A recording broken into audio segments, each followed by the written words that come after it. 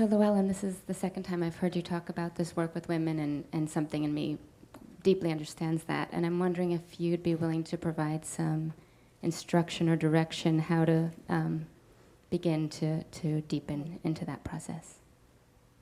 Deepen what? The work that you're describing for women to do. The work I am describing for women to do. Oh, that work to do with the spiritual body of the world. That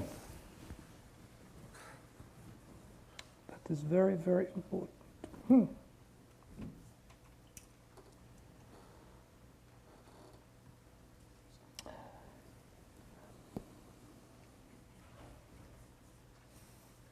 What comes to me is first women need to re-attune themselves with the sacred rhythm of life,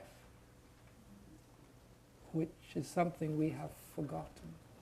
Because there is a certain work that can only be done in this world when you are attuned to that rhythm. You can work in the inner planes out of the body, it doesn't matter, but if you want to work in this world, first of all you have to, it is like the breath of life. Your breath has to be the breath of life. You just go, you breathe with the world.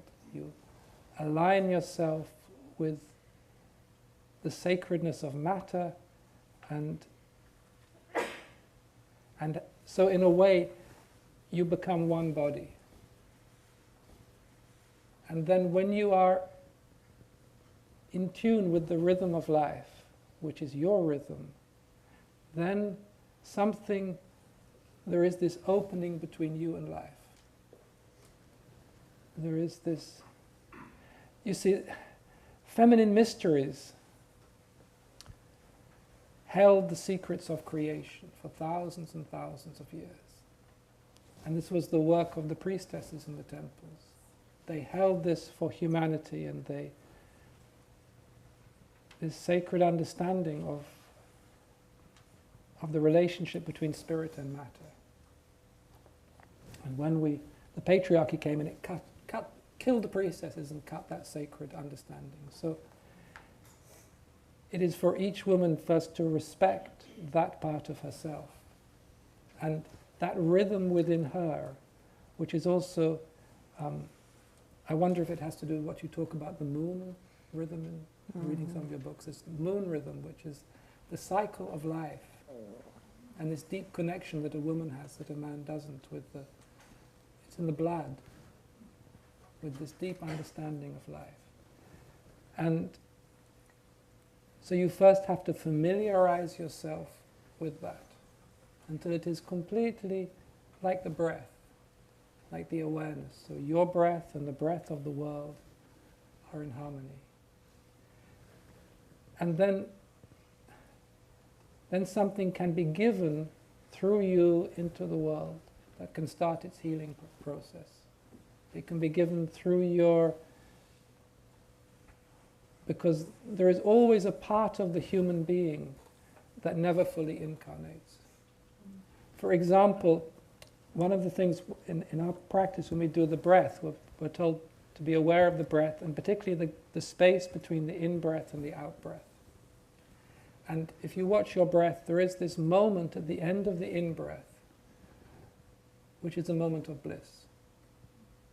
The end of every in-breath, there is a moment of bliss, which is the moment the soul goes back to its own plane. Which is why, for example, they say that the last breath of a dying person is always an in-breath. The last gasp, the soul goes back to its own plane and it doesn't come back. So there is always part of the soul that never fully incarnates in this plane. And if there is a beautiful image of this, actually, it's in Jung's Memories, Dreams, Reflections, when he had this dream experience and he was walking down this little road in Switzerland and he came upon this roadside shrine. And he went in there, and in this little roadside shrine there was no cross, there was nothing. But there he saw this yogi in deep meditation. And he looked at the face of the yogi, and he saw the yogi's face was his face. And he was aware that if that yogi came out of meditation, he, Jung, would die. And that is the part of the spiritual being of everybody that remains outside this world. And this is traditionally, in most people's near-death experiences, this is actually the light they meet at the end of the tunnel. They say it's God because that is their nearest experience of God. It's not God. If you met God, there would be no tunnel, there would be nothing. God is so tremendous, so vast, so incomparable, beyond even our idea of the beyond. But that light is the light of your own divine essence, which is, for most people, their experience of God. That incredibly bright light that's there waiting for them. Most people reconnect with that after they die. In mystical practice, you die before you die, so you reconnect with that, you live that while in this body. But it never completely incarnates. And in that spiritual self, there is a certain energy that can help the evolution of the world. If you are, it is in a way, it has to do with the divine intention of creation. And when a human being is aligned with that and present in life, it can come through your spiritual body, so it remains outside of the cycle of creation. And this is very, very important, because it means it cannot be contaminated. Everything, the moment it hits the planes of creation, it is caught in the play of light and dark that belongs to creation.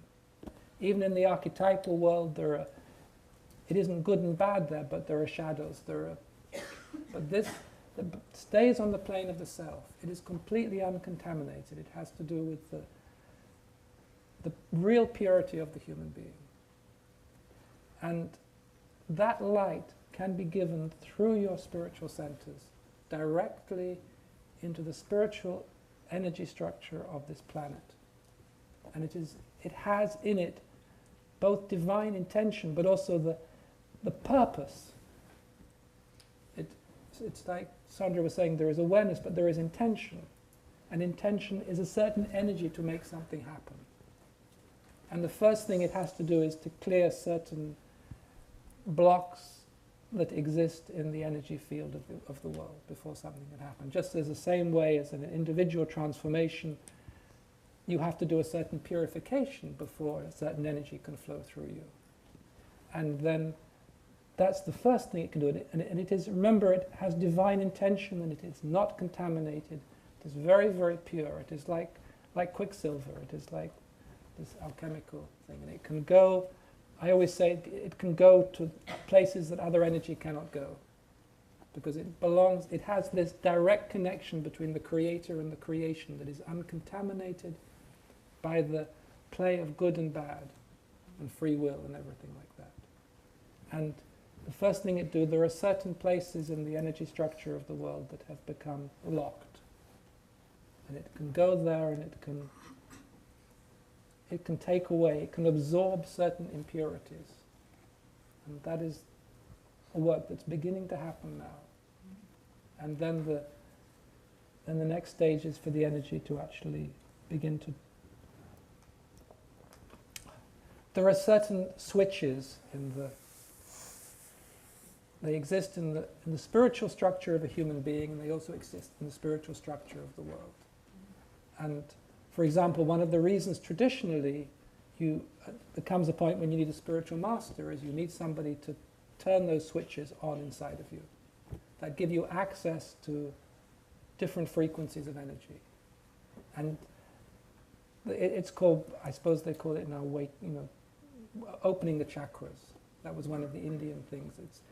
There's a lot of misunderstanding about that, because you do not want them opened or awakened before you're ready, because you get flooded then with an energy you cannot contain. But just like there are in a human being, there are certain energy centers, and you can, if you know how to do it, it's a bit like flicking a switch, and then you give them access to a whole different energy they have latent within them. And it's exactly the same in the energy field of the world. That is why the world is not going to evolve linearly, because a human being does not evolve linearly, and we are the microcosm of the whole. A human being is, this person said, you wake up, says Satori, you wake up. And it's a whole different level of consciousness is given to you. Because something flicked a switch. At a particular time in your evolution, a switch was flicked. And those exist. And there's one here in Northern California. It's actually quite a big switch. And it's actually one of the reasons that so many spiritual groups gravitated towards here, because they are waiting to participate in a certain spiritual awakening.